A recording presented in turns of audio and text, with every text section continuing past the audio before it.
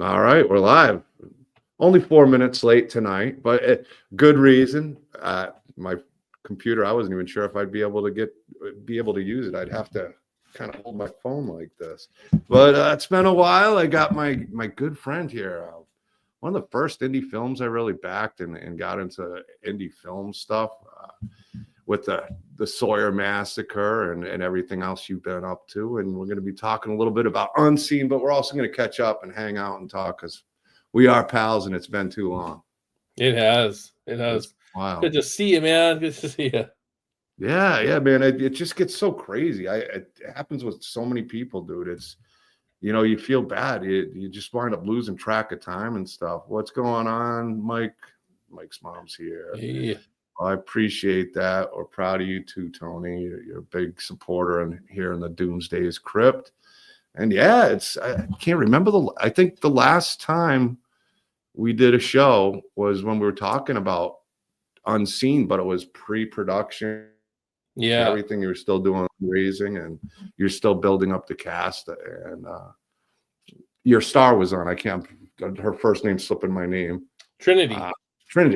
She was amazing, so I'm excited to see her on screen. And you got a great cast, and I'm looking forward to. So it's all done. I know that you're all finished with it. I should say all finished, but it's not. You never finished. Final stages of post production, basically.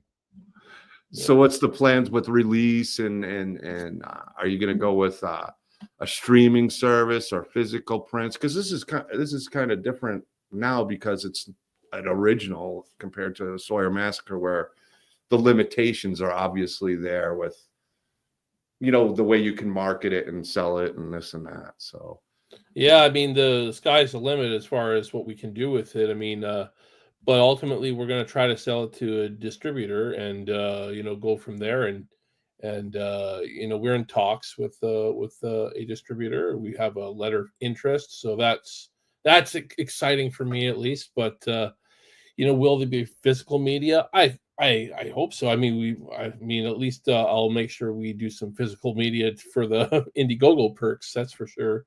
But yeah, I mean, whether the distributor will be releasing a Blu-ray and all that kind of stuff, I have no idea. Probably.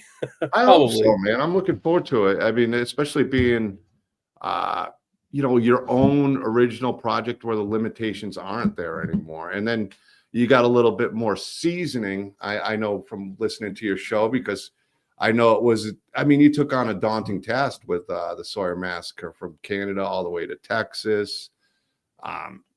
Obviously things never go as planned as in anything in life, but especially the movie business. I already know that. And I'm not even as professional as you are, been on the sets the way you've been on the sets and dealt with this stuff, but I hear the stories and I know the Sawyer Massacre. If it wasn't one thing, it was another, but you pulled it off and you did a great job with it. And now you got Unseen coming out, and it's a kind of a remake, right? A soft remake of a short film, somewhat. I guess you would call it. Yeah, you could call it that.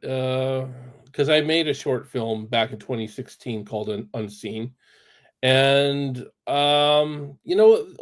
people liked it, but I think a lot of people didn't get it, didn't get certain aspects of it, and so I felt like I wasn't able to fully, flesh things out when I did the short film. So this is much more fleshed out, I guess you would say, more than it. Like the characters have a lot more detail to them. There's some twists and stuff like that. We didn't have any twists in the short. It was just, I had to be pretty quick, so I didn't really have that opportunity to build a real twist in that one. So this one we do. So look forward to that. But it's still very much the same style of film, I guess you would say. Completely different cast than we had for the short, but good people. We had good people for the short, and I think we got even better people for the feature. It was just a matter of getting the right people to fill these roles, and we were short-handed again. Always short-handed when you with crew when you're when you're making these low-budget indies, because man, you don't have $5,000 to pay this person that, and whatever, it's crew should cost a lot of money, but we did the best we could with what we had, that's for sure. And that meant that there was a lot of late nights, a lot of tired people, and I would say a good 2/3 of this movie takes place at night, at least a good 2/3. So we were just shooting nights a lot of times. So we were sometimes finishing up around 2 in the morning, sometimes. So that was tough for a lot of people. Not everybody's used to staying up that late, especially me. Now that when I was younger, sure, Yeah. before I had kids, sure. But now it's like, geez, got to be up all the way till 2 in the morning. We're just all tired, and there's just not enough coffee going on, So, yeah, I mean, that's the low budget indie movie scene for you. It's what you're going to deal with no matter what if you're making a low budget film. In the ballpark that we are making these films at, no matter how easy your film might seem to be on paper, you're going to have some challenges, and we did, but you just keep plugging away and you overcome those challenges, and we did.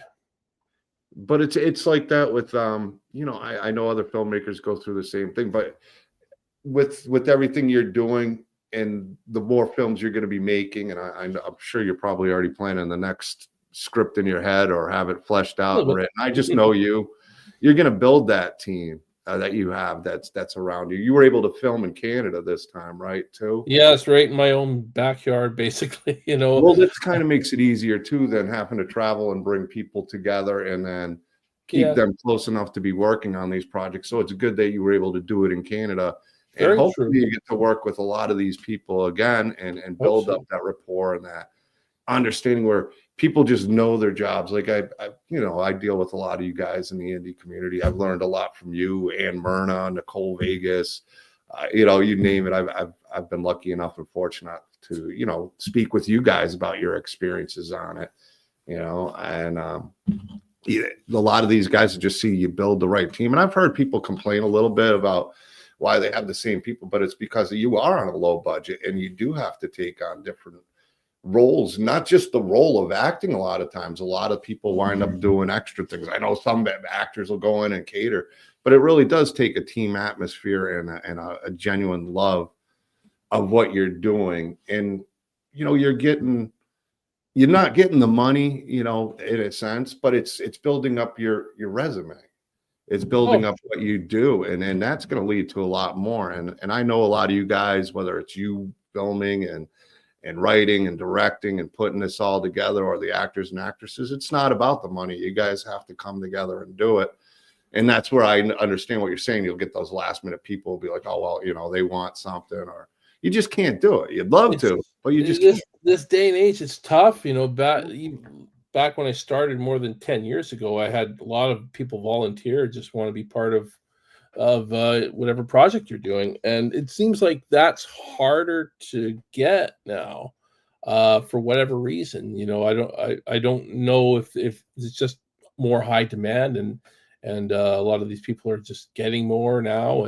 But I don't know. Like, I made my first short film for $1,500, and most of it was food.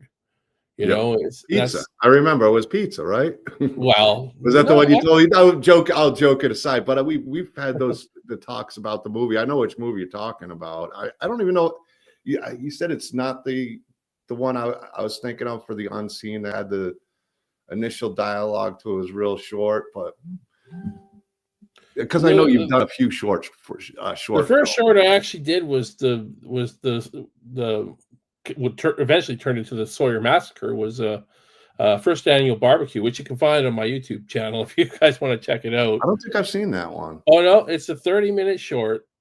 You can see some similarities between that and Sawyer Massacre for sure, character names and stuff like that, and some of the little things you'll notice. But I basically had to take what at that time it wasn't called the Sawyer, it was called First Annual Barbecue at that time, but it was a 98-page script, and I just had to kind of pick and choose how I could do it and condense it into 30 minutes, which was easier said than done. I had to say goodbye to a lot of characters in that, and I was always mad because I had gotten rid of Allison, who was played by Nika Lowe in our movie, and I always like, man, I wish I had Allison in this movie. I needed that character, and you know, when the opportunity came to start doing Sawyer Massacre, I was like, God, I'm making sure Allison is in this because we didn't get to have her in the short for First Annual Barbecue. So I was glad that happened. But yeah, it was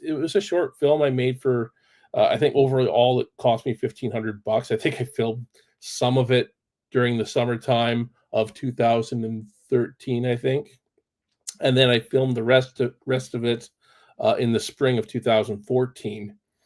And yeah, it was 30 minutes. It's got a lot of issues. You know, we didn't have sound. We didn't have all the audio you hear in that movie is all from the camera. So there was a lot of clipping when we had a live chainsaw on that one. We what you could have done is just done the old school style and put some music, have the guy playing the organ, and just put the text on screen. Yeah, it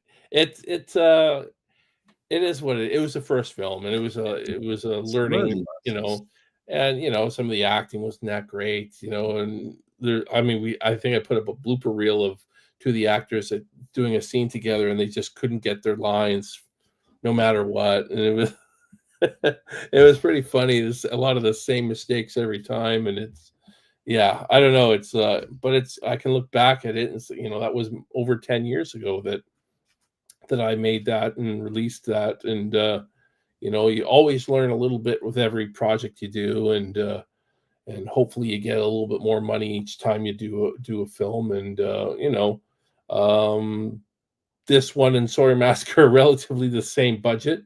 I raised more for Sawyer Massacre, but I put a lot of my own funds into Unseen just to make sure we can actually get the damn thing made. Because, you know, well, that's the tough thing too, is you go from, yeah. Well, when you have, see, something like the Sawyer Massacre, and I know it's a good way to get people to watch a movie and donate as well. When you have, something established like Texas Chainsaw Massacre, which is always hot. People want it all into it, but a new original story, that's the toughest one to get people to really grasp into, because it is different.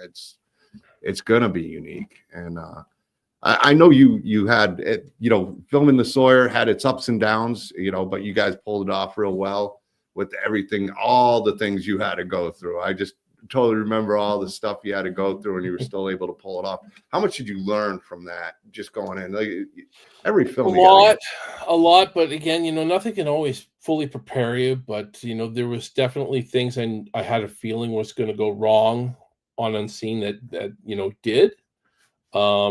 And I just tried to keep myself at least one step ahead for when that happened, when shit happened. But sometimes it's harder than you think it's going to be, because I knew certain people were going to bail on me, and they did.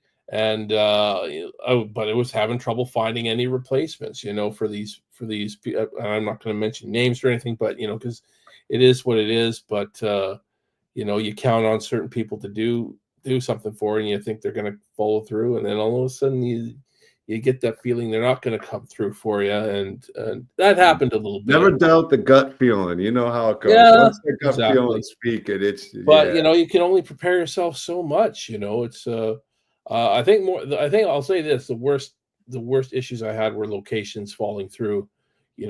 Look, we had two different locations that were on board for like right before filming, and it was looking good. And one of them I had an iffy feeling about, so I was kind of getting prepared for that just in case. And then they did fall through like about a week before filming. They didn't like our insurance or something like that. I was like, okay, whatever. You don't like our insurance. I mean, it's insurance. We're covered. But anyways, and then the other one fell through while we were filming the movie, and we are scheduled to do the filming for these scenes like less than a week away from when this happened, and it was just scramble. On a day off, me and the cinematographer went to a few places, talked to a few people, and we got lucky because this location was to cover two locations in our movie, so we essentially had to find two new locations. is what it boiled down to. And you know, but we pulled it off again. You know, you do what you have to do, and you know, and it actually hardly paid much for these locations. So we paid a little bit, but you know, but locations can be expensive. Yeah. You know, Yeah. so And just finding the right location too. yeah, yeah. Well, Kelowna is not bad though. Kelowna for this kind of movie, that we have more options, but you know, it did require some. These locations did require some pretty specific things. So, you know, we just had to be patient, and You we get had to. lemons, you make some lemonade with it. You just Yeah. figure it out. And And then you, you start thinking, should I rewrite the script so that these scenes are not in these types of locations? But it's like, ugh, you don't want to you change the don't want to movie do that. either. Well, Yeah. it happens sometimes, you know. Yeah. There is one scene in Unseen that we changed the location for. Originally, one scene was supposed to be in a bar, and even before I got into pre-production, I said to the cinematographer, "There's no way we're shooting this in a bar. I mean, there's lots of bars here, but trying to actually film in a bar, you have to get them to close it down and just let your crew be in there, and that's going to be thousands of dollars for them to do that." So I said, you know, do we really need a bar? And I think he actually suggested to shoot it in a car instead. And we kind of just did a little bit of a change up. I'm like, okay, well, we can shoot this in a car. This makes sense for this scene. And when you see the movie, you'll understand. It didn't really need to take place in a bar. It just, you know, that was the way I wrote it. You know, it was, you know, a couple of people meeting sort of type of scene. And But it didn't affect the story on you. yeah, It was more exactly. yeah. Yeah. It was an easy kind of switch up. It was. Although it would have been cool, even if you didn't close down the bar, you had the locals as extras. You never know. You get an extra action scene in there. Free I fighting shot in a scenes. bar once. I shot in a bar once when it was open, John, and I'll never do that again. The first thing is the audio. If you shoot in a bar while it's open, they've got music blasting, you've got people chattering everywhere. You have to ADR everything. You have to do automated dialogue replacement for everything. So What kind of that's a movie pain you in the ass. making? Can I feel it? Oh, I've had that happen before. Oh, I can Oh believe it. God. I can only Oh God. imagine. Yeah. Yeah, yeah, I'm excited for you, man. I'm glad. I know it was a long journey to get this made, and like you said, you took a lot of money out of your own pocket to do this one. You do what you have to do, You and got to do what you it's an got to do. investment, and you know, it could be worse. It could be a Right. lot worse. So yeah, but I like what I'm seeing with the movie. I've been doing all the post production so far on the movie. I've done the editing and uh, pretty much finished the audio now, other than waiting a couple people to send me some voiceover stuff. But it's very small at this point. It's stuff that I can just place in whenever, and it's not a big deal. I did all the music for it. I scored the movie. We had a few tracks from some people from some bands that got perks to have their music in the movie. We laid those all in. So I think it's looking like a pretty good film. I'm biased though because I made it. So I mean, maybe some of you will watch the Yeah, but movie and be like, you're a self critiquer though. Even "I am."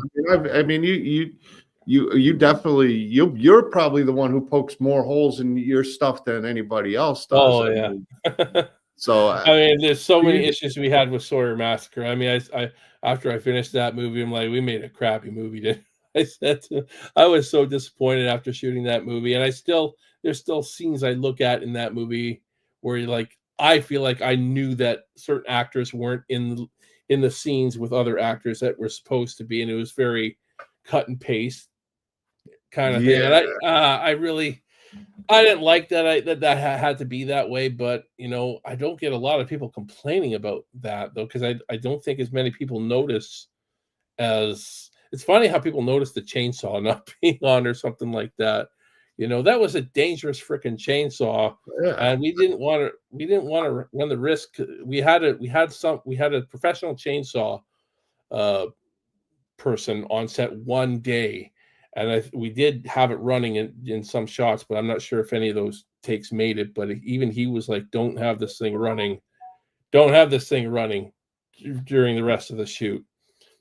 while I'm not around, and we didn't. So we said we're just going to dub in the sound, and they don't make them like they used to. I guess you could say that it was more important to me to have that particular chainsaw in the movie rather than it running. But I that's the thing I get criticized probably on more than anything else. Well, the rims on the truck is another thing, but Yeah, but it still looked badass though. I get it. oh, Well, that's when people I have get the details. criticized. Yeah, That's what yeah. there's the heaviest criticisms I get. Well, I mean, you're doing it a budgeted movie where, Yeah, sometimes you just gotta do what you gotta do. And I know you had vehicle problems, and there was a reason you had to use oh yeah, certain vehicles that oh weren't yeah. you. No, I don't want to say you were. I know you appreciated all the ones that were there, but ones that you really were anticipating that fit the theme and the time. And Yeah. unfortunately, things didn't work out too well. I think it was car problems, wasn't it? Like, Well, we had a couple. One of them was car problems. That I was supposed to drive back to Bastrop all the way from. I can't remember the name. I don't even know Texas. My first time in Texas. I'm supposed to drive this 1950s car. That was how I was supposed to drive it all the way back to Texas no pressure. to Bastrop. Never been there before. I've never driven a car this old before, and I drive about maybe half a mile down the road, and we stop at a gas station because the production manager had the other car, and I said to Chris, I don't think I can drive this thing. He's like, oh yeah, you can drive it. I start it up again, and it won't even start going. It won't even go, and we actually had to call the owners of the car to come pick it up. That was just one issue. I just had to say that we're just gonna have to do it without this car. And then the first day of filming, we were supposed to have another vehicle come, and they just ghosted us. I kept trying to get a hold of this person, no response. Never ever got another response from that person. So I just had to figure that we're doing the movie without that vehicle, and we didn't. So I had to get on the horn and find somebody else with a vehicle. Luckily I did find somebody. It cost me a little bit of money, but you know desperate times Well, call for yeah, I mean, desperate you're in measures. Texas, Canada filming. It's not like Yeah, you have time. It's like, oh, we'll just do it tomorrow or the next day or next week. I mean, it just doesn't yeah, work that way. You had a definitely timeline. not. Yeah, but it is what it is. So we got 3 out of 5 cars. We were supposed to have 5, we only had 3, but hey, it is what it is. And these are the problems you're always going to face making these low budget films at this level. And if you don't have these kinds of problems when you're making a movie for 5 figures, well, then you got really freaking lucky as far as I'm concerned. Or your script is so basic that uh that you just don't need anything. Whereas Sorry Massacre, man, I needed $1 million to make that movie the Yeah. way I wanted to. I really did. I mean, it's a But big investment kind of thing. I mean, just to have that vibe. I mean, that's just and whether it's masks or I mean, those masks aren't cheap. And then, oh no, really to bring the vibe of all the stuff you have to do to bring that aura into a house. And then you're borrowing a house. It's not easy to pull something like that off of. I know you definitely were not. able to use that one basement where you were able to get it nice and bloody, and they were really cool. You said he left the blood on the walls too, I didn't he? believe so. He's like left it all, like everything that we did to that house. He has a friend that's a carpenter that wholly just totally redid the basement. He redid the stairwell. He put walls in where there wasn't walls before. Just so that it matched up with the script more or less. We forgot one detail, mind you, but we worked around it the best we could, anyways. But yeah, he's just left it that way.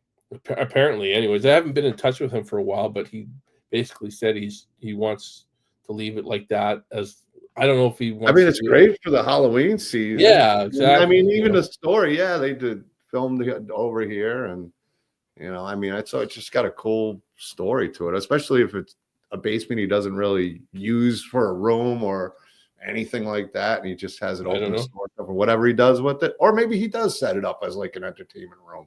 All the blood Why splatter not? all over I it. don't know. I haven't been in touch with Robert for a while, so I don't know how he's doing. But it was hard to find a basement in Texas. I'll say that much. And for him to have a basement that we were able to get it to look like how I wanted, more or less. That was that helped. It helped that we were able to do that. So it's great that we. It's great that we could, because there was a while there that I didn't think I was going to be able to find a basement, because it was freaking tough. No houses have basements in Texas. It's very rare. I was like, Florida, in Florida either, because it's a swamp. Yeah.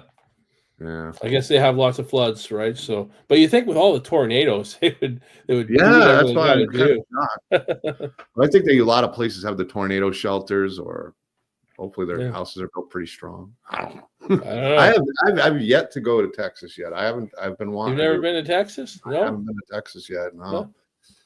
No. It's beautiful. It's great. Yeah. It's wonderful. Some of the best people I ever worked with. I'll just say that. So, in the film industry. So, shout out to all the people in Texas. I too long to name all of you, but the two, Chris Alverson, Chris Partini, those two are first and foremost for sure. But Kyle Hames, our sound guy Ben Marchie Hilton, man, great people to work with. They all really went above and beyond to make Sawyer Massacre a reality, because it was a daunting task. I know you were like, at the time when it was all finished production and we were talking about the film, how grateful you were with a lot of the people who stepped up, where some people might have let you down and ghosted you or whatever. Yeah, You the had other people that people that ghosted me are one thing, but the people that were there, stepped it up. they all stepped it up. Yeah, it was a tough movie to make, especially at the budget that we had. So the fact that all these people stepped up was just, I can't say enough about them. Yeah. So at least this time you didn't have to fly all the way to America. No, we had to fly people from America to here, though. Oh, did you? There you go. There you go. Yeah, It's a lot easier though for you, because you can, you're the guy who's going to be visually in charge of all the locations, this and that, and to be able to take your time to scout things the way you'd want to do it, compared to, I believe you went and visited Texas before you shot for a short time to kind of get a night. No, you didn't. No, I mean, I flew there about 5 or 6 days before we started filming, and that was for me to kind of go over some of the locations, and it was to hopefully get one of the locations booked, because we didn't get the signature from the owner at that time.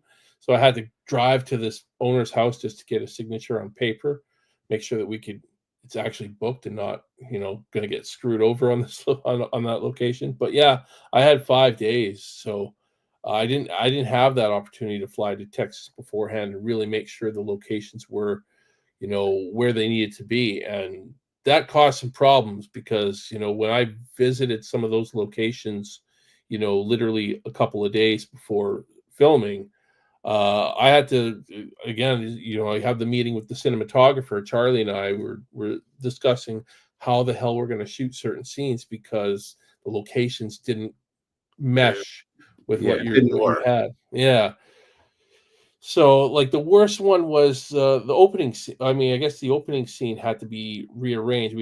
In this script, you have the opening scene with the boys are arriving in their van, and they're standing outside the van. They're about to carry stuff in, and then Jimmy goes to the end of the driveway and sees across the street is Allison and Lorraine, and and then the car drives by with Bob and Kathleen. That's all supposed to be in the first scene, whereas we had to do it later because we only had one house. We didn't have Lorraine and we didn't have Lorraine's house, and we didn't, so we had to use only one house to pass us 2 locations.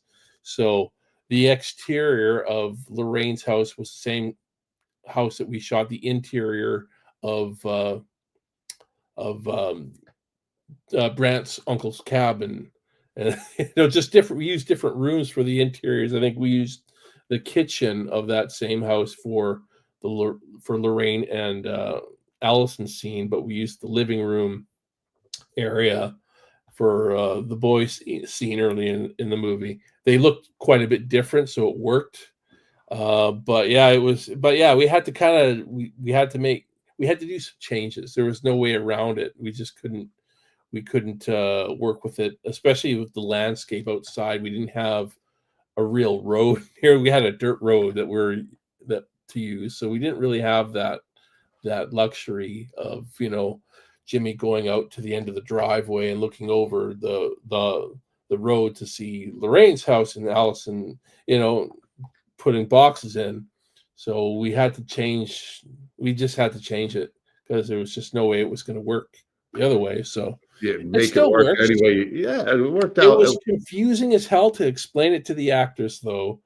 But I think once they understood, it made sense to them, But yeah, at the time, it was like, They were looking at you like you had a hole in your head. What so the hell is this he scene is talking about? coming here now. Oh, okay. I think it was tough though. I mean, kudos to them for working with us on that. But yeah, it was that A was lot of rough. stress. I know that. It was a lot. It was a lot. I know it was just a lot, and it was Yeah. it really was. That's about all you could say. If something didn't go wrong, it wasn't a normal day. You had Yeah. challenges at every point with that. And I think with what you had and what you did well with all the really issues that came with going to We've Texas. got The to weather I film. remember was like really bad, like it went really cold, Yeah. right? And We lost a day of filming because yeah, of that, and it can happen. I didn't expect that to happen in Texas. I guess March is not really as warm in Texas as I thought it would be.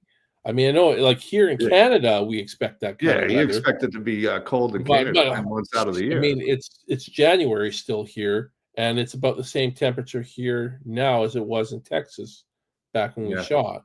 I mean, we've had like no snow here though. This has been an incredibly warm winter here in Canada this year. Well, where I am, anyways. I Well, mean, knock on wood, we still got February here. we do, but I mean, I haven't been able to take my kids to the sledding hill at all this winter so far, and that never happens. There's just been no snow, so we're pretty lucky. Other than But missing the yeah, I mean, sledding, you're pretty happy about not having snow. I'm happy about not having snow because I hate driving in it, Yeah. But the kids are like, "When am I going to get to go sledding?" Or whatever. Just Uh, set up the garden hose and set up like a slip and slide. yeah, exactly. Get your bathing suit on. It's the polar slip and It's a slide, right? Canadian summer here. Yeah, yeah. Anyways, Yeah. Well, that's good though. How's the family doing anyway? Everybody doing good? The kids doing pretty good? The wife good, doing pretty good? good. I'm Yeah, glad to hear that. yeah. I mean, my wife last summer she became a pharmacy manager, so congrats to her on that. She Congratulations. runs her own store now. I think Proud. that's when the last time I had you on, it was right around when she got that job. Oh, did she? That I was think I think I heard something about her. Maybe it was on your live show. I would have mentioned it on one of my recent live shows, probably. Yeah.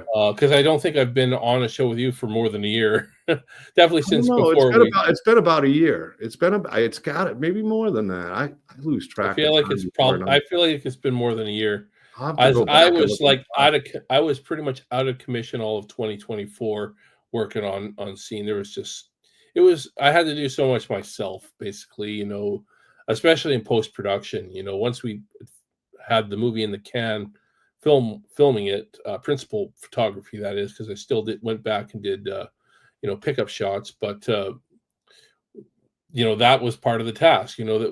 Doing pickup shots, cutting the movie, and I didn't have a proper computer to really edit the movie at that time, so I had to look at options on am I going to hire an editor, and I talked to a few people about that, and it's pretty freaking expensive. Yeah. So it was like it's going to be cheaper to buy a new computer than hire an editor. So I bought this new Mac that hey, now with this new Mac, I don't have to use my freaking microphone because the mic in this Mac is half decent and I can actually work with it. And same with the camera too. I'm using just the webcam. I used to use my phone. It looks good. It looks good.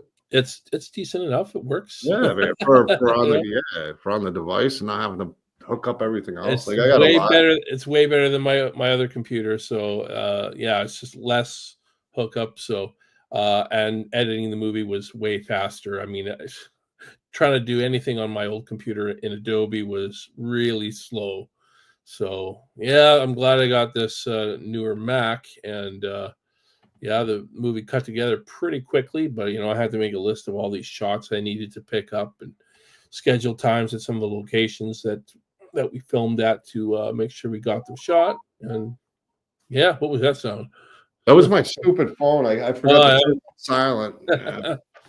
I just always have my phone on silent. I hate the sound of my phone. I do too. Yeah, just always keep it on I'm silent. usually pretty good before the streams, but usually nobody bugs me. I don't talk to many people. Every once in a while you Facebook, but usually people that I talk to on Facebook know I'm doing a show or something, so I usually don't get too bothered. But yeah, man, that's really cool that you were able to get this movie out, get it done and get that computer, because to hire an editor, that's a one-time deal. Now you got this computer and you can use it for more stuff. It's gonna help you make money. It's a good investment.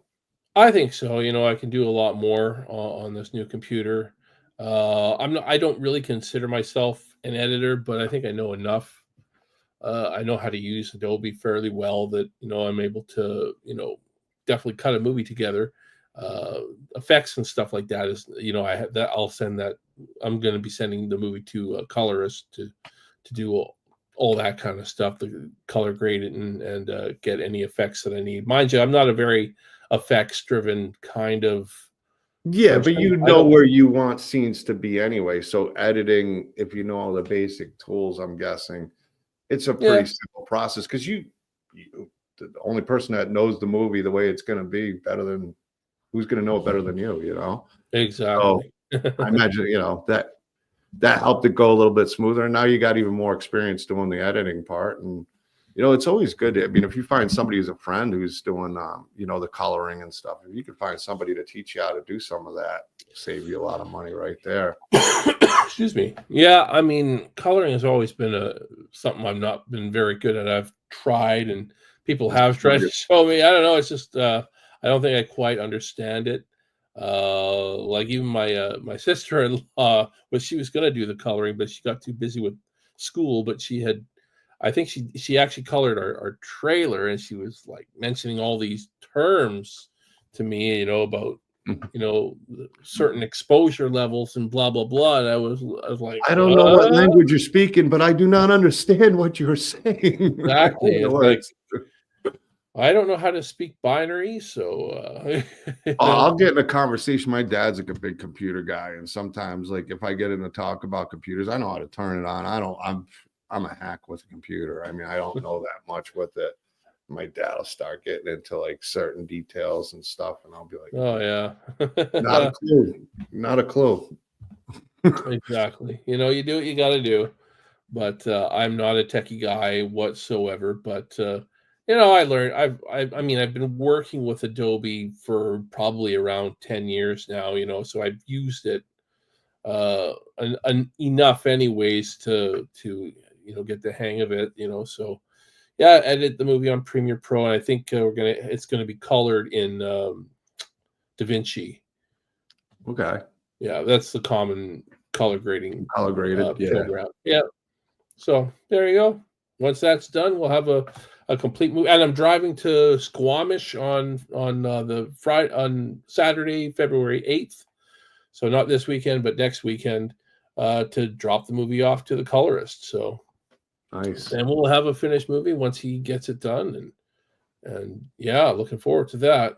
Yeah. So what are your plans once it's done? I mean, we talked film festivals. Are you gonna, because I know with distributors it gets messy. I was talking to Jason Pitts, who you obviously know as well. We were talking about you a bit because I told him you were coming on, and he's a big fan. Yeah, I know you guys are big fans of each other, and have a good relationship with each other. So Yeah, I yeah, should actually talk to Jason Pitts because I saw a post he made today about distribution, about it. He got a distribution deal with it, so I should talk to him. yeah. He's one of those like you. He's just, as you know, just one of the coolest people out there. I was trying to get to the premiere, and I had to work too late. By the time I'd get there, it would have been late, and it was like, oh man, I can't do that because it was in Arkansas. It was like a 3-hour drive, but yeah, I heard it was a successful, a premiere. So congratulations to Jason, and I would. I definitely, if I was you, hit him up. He's always it's been a while since I've talked to him, man. He's a good guy. He put me in touch with Charlie Brady, who was the cinematographer for Sawyer Massacre. So yeah, we had Charlie Brady come from Arkansas to shoot our film, and I think Jason Pitts has pretty much always used Charlie as well for his film, probably on Forest Through the Trees. I imagine he used Charlie for that, but he uses a lot of that's what I was talking to you about too, is with the filming and he's built a great team of people and a lot in Arkansas, but some travel over because they believe in what he's doing. He's just like you. He's come a long way in the short amount of time I've known. Well, I've known him since 2021. Feels like even longer. So, but I think I met you in what, 2019? No, I think it was 2021, dude. Was it 2021? Yeah, because I had run my first Indiegogo campaign for the Sawyer Massacre in 2020, but that one didn't generate very well. that was the learning campaign, and we had a different teaser trailer for that and everything like that. So we did that near the end of 2020, and I kind of reorganized myself, and I got the cast that we had in Texas to shoot me some extra footage to make a new trailer, and that's when we did our second Indiegogo campaign. Was in the spring of 2021, and that was when I met you. That was when that's right. And then I went to Phantasm too, and I talked about you. Yeah. It was a lot of fun. Yeah. It feels like it's been not that long, but it also feels like it's been longer. So I guess that feels about right. It's like, damn. Well, I basically took a whole year off in 2024 from doing this kind of stuff. Yeah. And I've been missing it. I'm glad to finally get back to it. I kind of started back again at the end of 2024. I did my own show, and I was also on Behind the Fiends late last year. And yeah, I just want to do more of these types of things again now that the hard work on Unseen is over. I think that was the big thing. When I finished filming Sawyer Massacre, I wasn't really doing the post-production. Charlie was doing the editing, and Kyle Hames was doing the sound design. So I was just kind of approving, what they were doing more than anything else. And, I was giving them thumbs up or thumbs down or giving them feedback, but I wasn't actually physically doing all the work. And this time I had to do all the work, so that kind of it made it hard for me to do anything else, so that's why I basically had an entire year off from doing this kind of stuff. Sometimes you need it to focus on the things that you needed to be focused it was important to really get ahead on Unseen. It was a tough thing for me to do. Both the editing and sound design and scoring the whole movie and stuff like that. It's a lot of work, but I was ready for it. And I just said, yeah, I'm just going to buckle down and even though I'm not like totally finished yet, I mean, the hard stuff is over. Like the movie, heavy lifting's out of the way. The movie score. Actually, I enjoyed scoring this movie. That actually didn't take much time. It was all the Foley that took forever. So much. I don't know if you guys know what Foley is, but it's basically the sound effects. And sometimes you think, oh, maybe I should just download a bunch of this free stuff you can get from the internet. But I was like, nah, I'm gonna make my own, and I did. You should. You're a musician. You should be doing the music for your movies, or at least as much as you can do. Yeah. I enjoy doing the music, but Yeah, the Foley was tough. You've heard me mention before the footsteps. God damn footsteps, you know. Like I'm Try to like time, yeah. every time I watch the movie back, I'm like, I'm gonna find other footsteps I missed, and God, I probably still have missed some footsteps here and there, but you know, I don't know. There was just so many that it was tough, and I tried to use as many of the natural footsteps and stuff as I could, but sometimes the audio guys they mic for the character's voice, right? So you don't always get the footsteps in very well. So yeah, there's a lot of cases where I had to dub the footsteps in. That was the way it was. You needed the sound, man. Yeah. Did you do it old school style? I mean, you had the program, but did you do the old Three Stooges style where they just used almost anything to make the sounds you need? I used everything. I used anything I had. I used different types of shoes and different types of materials for to imitate the types of floors that you're walking on. There was one. I had a thin blanket up in my attic that I found because we have this one scene where it has this very thin layer of carpet, and I imagine underneath the surface is concrete. So I had to do that. I had one item that we are trying had an item in the movie that we were trying to pass off as made of metal. So I had to so every time it was moved or whatever, I had to have metal sounds, but this thing was actually made of wood for budget reasons, right? So Yeah. so I had to find something that was a good metal and it had scraping against the floor and to get that proper effect, so little Seems like it things could like be that. fun to do though, too, other than trying to let time up all the footsteps. But some of the stuff sounds like it could be a lot of fun. It is at first, and then once you do it so much, once you keep recording sounds, I don't know, it gets a little bit it can drain you, you're also not just doing that, you're also recording ambient sounds, so the inside of rooms and the outside, and if a car drives by when you're recording the outside and you don't want that kind of stuff, right? It just pisses you off because you're trying to get like at least a good couple minutes of just nice peaceful outside vibes, and then a freaking car drives by and you're like, I ruined my sound, now I gotta start all over again, and it's like, but How many times did you I have to mean, watch certain scenes over and over and over again where at least you know the scene probably like the back of your hand? Those certain scenes, especially the footstep ones, it sounds like you really watched that quite a bit.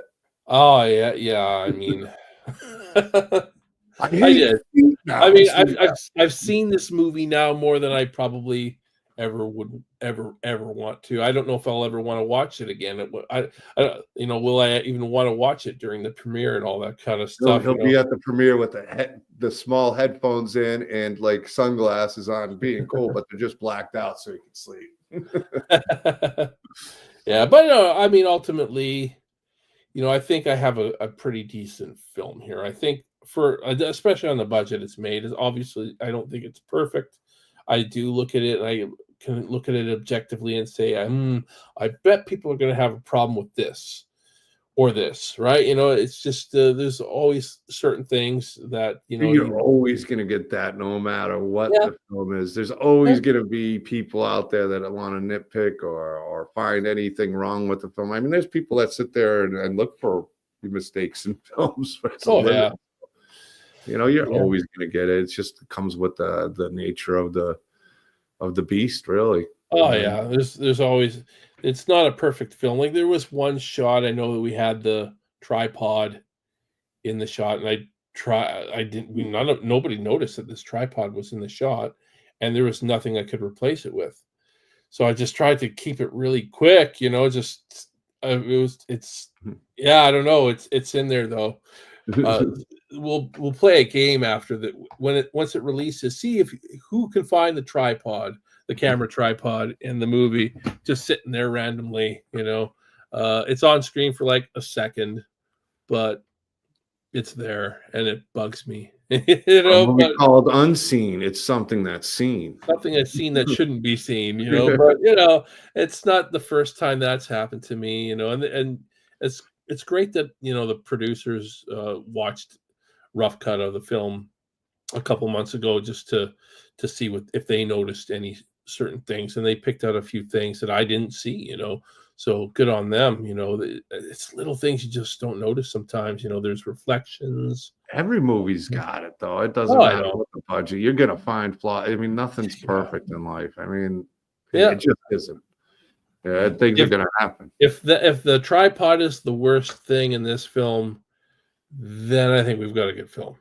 Yeah. I mean, if the Excited to tripod see that's on screen for 1 second, if it's that's the worst thing about this movie, then congrats to me and the cast and crew. That's all I'll say. well, I Uh, big congrats to you guys. It was a good show. It seems like a bunch of good people in the movie, and Great people. I'm Great excited people. for it, man. And the Indiegogo campaign still going? Or are Yeah, you rebooting it up? I haven't I don't know if you're doing post-production. I know. I've just kind of left it, because I don't know if I'll just start a new one. Just too busy to start a new one, and I have to get my graphics guy to do new stuff and all that. So may as well just leave it up. My graphics guy's been pretty busy too these days. He's gone through some family stuff, so I don't want to bug him too much. He's still working on a few promos for me. He's working on the opening credits, all that kind of stuff. So yeah, it's I'll just leave it up, and if I get a chance to really push it again, I will. Because I mean, I didn't make all my money back from it. Yeah, that's for sure. But Be nice to at least break even, huh? it would, but there's distribution out there Yeah, too, and you got yeah, I that's can big if I opportunity. can break even on distribution, great. And you know what? If not, again, I don't do this for the money. I do it It's for the passion. art, and it's just yeah. I mean, I'll take the money Yeah. if this movie makes a I'm rooting for it to a really few blow up. $1 million. I'll be like, yeah, I'll take it. But But I don't get my hopes up either. like we talked about though, there's your limitations with the Sawyer massacre that you don't have with an Yeah, original script exactly. and stuff, which is huge. It's a big difference. It's a Yeah. Oh, big difference. I'm yeah, just glad with Sawyer Massacre, I did break even more or yeah. less. I think on the books, we it shows on the books that we lost $40 or something like that, because I can't go if I make $1 over, I'm technically making money off the Sawyer Massacre, right? So, we I sold DVDs outside of the Indiegogo until I knew that I couldn't anymore, until I knew that we were close to that going over. So I've stopped. Well, welcome to the show. I'm on Twitch, so usually I don't get a lot of viewers on Oh, Twitch, Twitch. so it's cool. Yeah, this is a film called Unseen that Steve Merlo right next to me is doing. If you want to give him a quick rundown, if he's just catching the stream, maybe give him a brief summary of the movie or what you're working on. For sure, for sure. It's basically the worst day of your life. If you picture the worst possible day you could have, Unseen basically follows that, in a hypothetical uh, scenario, of course, but it basically follows this person who we never see uh, while he's done something that he can't believe he can't even accept that he's done, and he's gone delusional, and he somehow is trying to satisfy his conscience to feel like he's fixed his mistakes, but ultimately, that just makes things worse, and we get into some pretty tough stuff. There's a lot of ambiguity in this A movie. lot of choices, and it sounds like a lot of bad ones on somebody's part. Yeah. But when we're lost our minds, we're but this is for any, like, if any of you have ever been close to that breaking point, this movie just shows what happens if you've hit that breaking point and just lost it. So the goal with this movie is to put you guys in the shoes of the killer in this movie. Hopefully you can relate to this killer to some degree, sympathize with him for what's happened to him and what he's done, and be scared at the same time for what he's doing, and realize that we're all capable of doing some of these things, under the wrong circumstances, I should say, rather than right, because it wouldn't be right. But Which is uh, scary in itself, though, it too. is. I mean, just the fact that you could possibly be that person, and the Yeah, wrong moment, the wrong time, the wrong decisions, and yeah. things. Yeah, that's kind of No, a very scary element right there. Without any of it the is. bad stuff that I'm sure is going to happen. Now, if you're the kind of person that's just had a very happy-go-lucky life, nothing dark has ever happened in your life, then you probably won't relate to this movie too well. But if you've ever been close, if somebody's pissed you off so much you thought, ugh, A little compared to bit of that movie, falling down vibe. falling down, Michael Douglas. Yes. That it's kind of like that, sort of. Yeah. Except you see a lot of Michael Douglas in that movie. You don't see this guy at all. So that's why it's called Unseen. But it's Yeah. not just unseen because of that. It's unseen because I feel like there's a lot that goes on inside of us that we don't, that even ourselves don't see. We don't see these aspects to our own personalities until we're like probably really old. And even when you're like on your deathbed, there's probably still aspects about yourself that you don't fully know, right? So, yeah. Absolutely.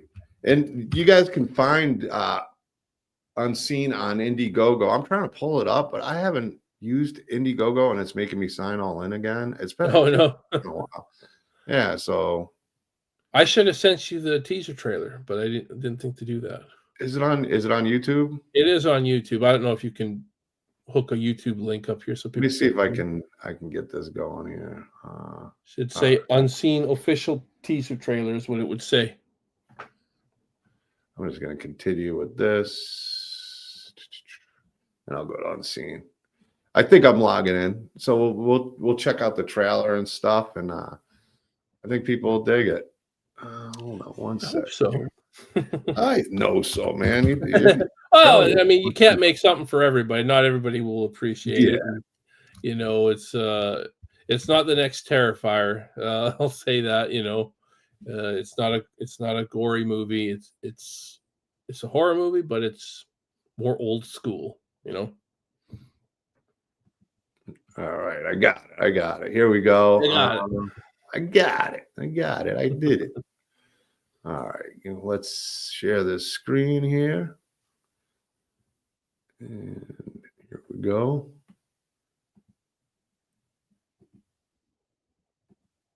Oh, I think that's the original. I think that's the concept teaser. Yeah, that's the concept teaser. My bad. So that's not official. It's still it's a good teaser.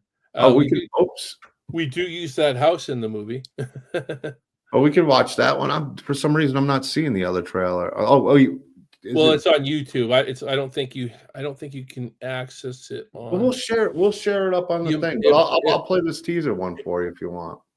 It might be in my updates on Indiegogo if it is in Indiegogo.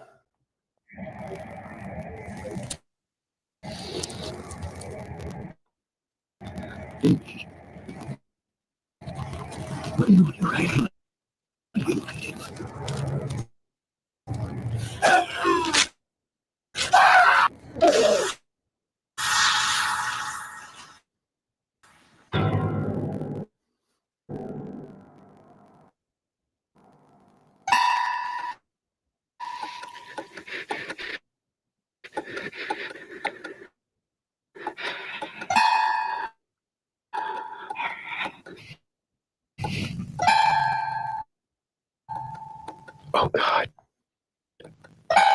Look what you did. What if it's him?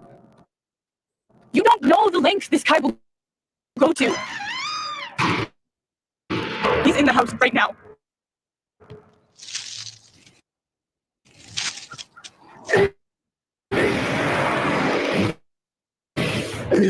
Amy.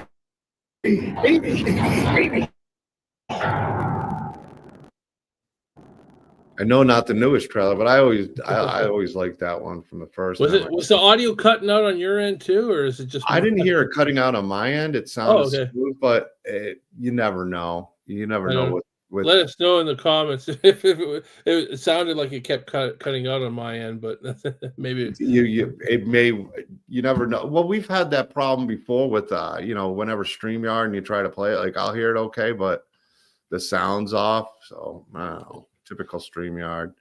But the official trailer might be in the updates on the Indiegogo. If you check the updates, it may have been in the last couple of updates, the official trailer.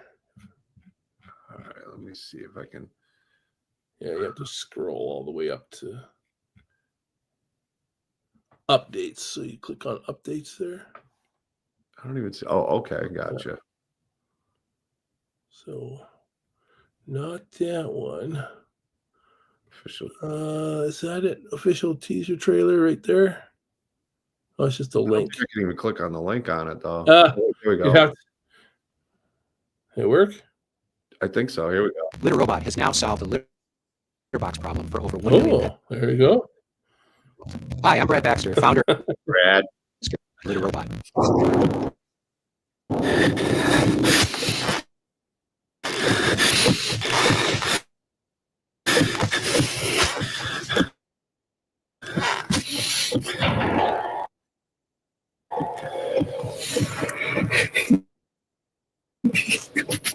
Why?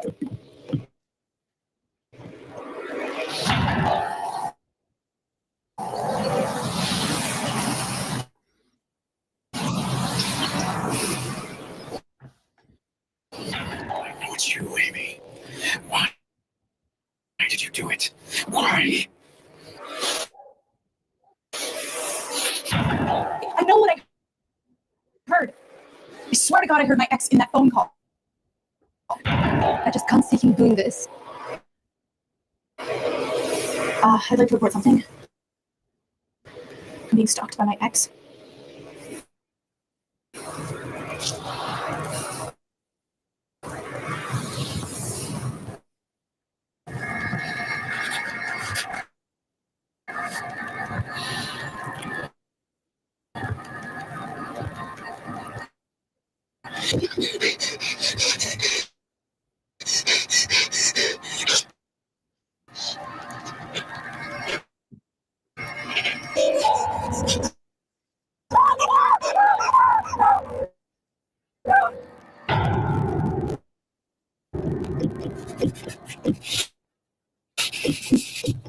You made promises, Amy.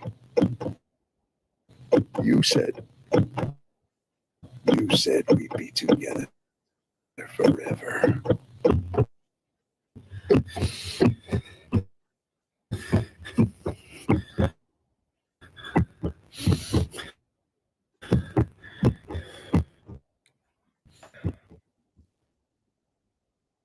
Badass, man. There Badass. you go. Really It's, dug it. it's still cutting out for me. I don't know why, but it sounds terrible on my end. But I don't know. It sounds good on mine, but I don't know. it's StreamYard, man. It's Weird. so you guys, Okay. if you're getting bad audio on it, go check it out. Either way, the Indiegogo campaign, and if you can support Steve anyway. All these Yeah. filmmakers, they work really hard, even if it's just sharing out the link for the Indiegogo. But man, it's been too long that we've since we've caught up. I'm kind of glad it was a chance, me and you, just to sit down and talk, because we haven't had a chance to do that in a while. For So I sure. appreciate all everybody in the chat being here. But we definitely will get you and the cast and crew, or anybody that would like to come on, and we'll talk some more about Unseen. Maybe when we're getting closer to the release or the premiere or something like that for you, or whenever you guys want. You just let me know. We'll get you scheduled. We'll get it set up, and we gotta catch up before a year for sure. Exactly. Yeah, Oh, we got yeah. yeah. Maybe this summer. Yeah. We'll We'll yeah. plan it out, my dude. We'll probably at least know by the summer when the film's getting released. I would hope so. Hopefully a distribution deal will be inked out and everything like that. But yeah, that's a process I'm just not used to. I've never seeked a distribution deal before, and I know you need to get an entertainment lawyer involved and all that. And I'm like, okay, great. But you know, you got to do what you got to do, right? So I have some great friends too. You know, we talked about Jason Pitts that yeah, I know would give any advice, you know, that you'd need, and they're always happy to support other filmmakers too, as far as, you know, advice and, you know, when it comes to distribution and other things that they've had some experience with. So anything you need, you can always message me out, and I'll recommend somebody, and I'll give them a heads up that, you know, you might reach out to them, and you might have a few questions. So yeah, I that's got fair. your back, For brother. sure. I appreciate you. You know, I Oh. was a producer on the Sawyer Massacre, the first movie that I really got involved with. Huge honor that you know, you put me on there as a producer. I was a producer with that film, and we've become good friends since then. A little bit too long since we talked. We'll Yeah, change, like we that's said. my fault. My fault. Oh, it's honestly it's mine too, man. Ah, My you know, 2024 was crazy as well. I mean, it was just on the road, a lot of work. yeah. But And I 20 still see you doing a lot of live streams though. So you seem I've like you're I've still, taken a little bit less time for the yeah, winter. I haven't done a okay. lot, you know. Yeah. I'm I trying don't know. Brett's not doing the show with you at all anymore, No, right? he's just too busy. Me and him kind Yeah, of that's all separated good. the show. He gets, I mean, me and Beatrice have talked about getting a show again, at least catching up with everybody, but Yeah. everybody's just so busy. It's just hard to. Same thing goes for me. It's just 2024 was on the road at work, and I was exhausted, man. I think I I'll hear you. finally get rested after about a month or so from not doing cons, and now I'm missing them again. So I've never done a con, so yeah, I gotta get doing it myself, you know, eventually. but they're good. They're great for independent filmmakers. I always suggest any I independent know. filmmaker to go. I feel like I'm missing out, you know. And they got some good ones in Canada now too. Do they? I always hear the of the Calgary one, but Yeah. I haven't heard of any other ones. So maybe I just gotta. Yeah, maybe you need some more conventions in Canada. Would be You know. good. Yeah, need more. Yeah. But brother, it's been great. Chat, thank you so much. Don't forget Indiegogo. Check out Unseen by Steve Merlo. And if you want to check the new channel, you go to updates? Go to updates and You go to the updates, or just go to YouTube. Go to my YouTube on Sequanda Films, or just type in Unseen official teaser trailer on YouTube, and you should be able to find it fairly easily. Yeah. But a blast, man. It's been a blast. And best of luck with everything. Best of luck with everything going forward with the movie and the distribution and everything else, brother.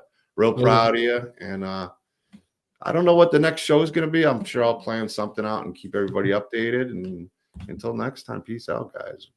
See you guys.